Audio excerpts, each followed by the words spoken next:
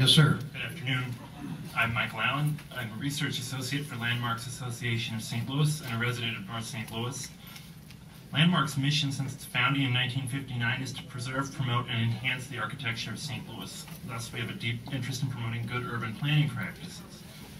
We do support the concept of creating an economic incentive program of benefit to urban areas deprived of development. However, we oppose the current version of the Distressed Areas Land Assemblage Tax Credit Act. The Act encourages a size of development both inappropriate and unfeasible in urban areas where its use could be highly desirable. A much lower threshold for assemblage could enhance more flexible use of the tax credit. The numbers are simply too high to be realistic. In the city of St. Louis, the average city block is about 1 acre or less. We haven't seen anyone put together a 75-acre redevelopment project in a distressed area of St. Louis. What we have seen recently are projects of 25 or 30 acres in size that create remarkable transformation and gain community support. Sometimes, however, a 75-acre project may be necessary. Other times, a 10-acre project may be more desirable. These choices can only be made at the community level. What the state legislature can do is create an incentive that hands the question over to those people who know best what is needed at a local level. This would leave many options open. Fundamentally, the size of a project depends on the size of the problem at hand. A credit that truly could be used statewide should not apply a standard that promotes one type of development with no proven track record.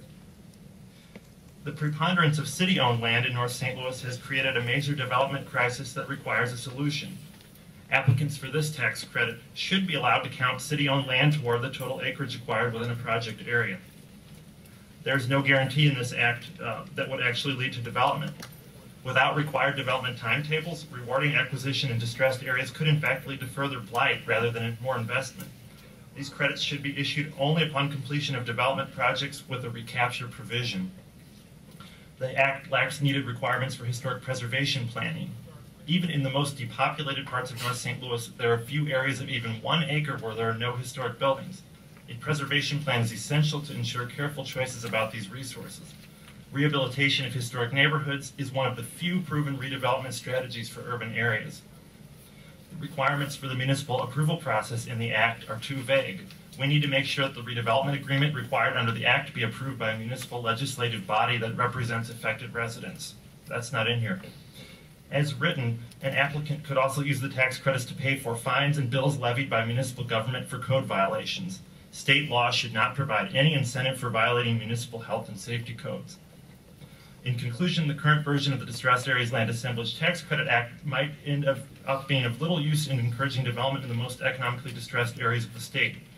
Binding ourselves to a flawed proposal could result in continued stagnation of areas like North St. Louis.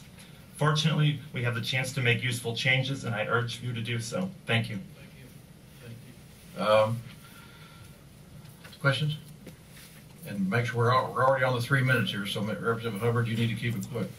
Quick. Thank you, Mr. Chairman, to inquire. Please proceed. How you doing, Mr. Allen? Fine, how are you? Let me ask you something.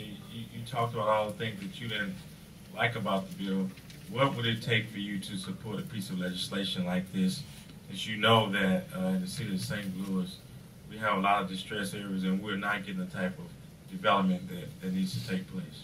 Well, I think I outlined those changes here in the testimony.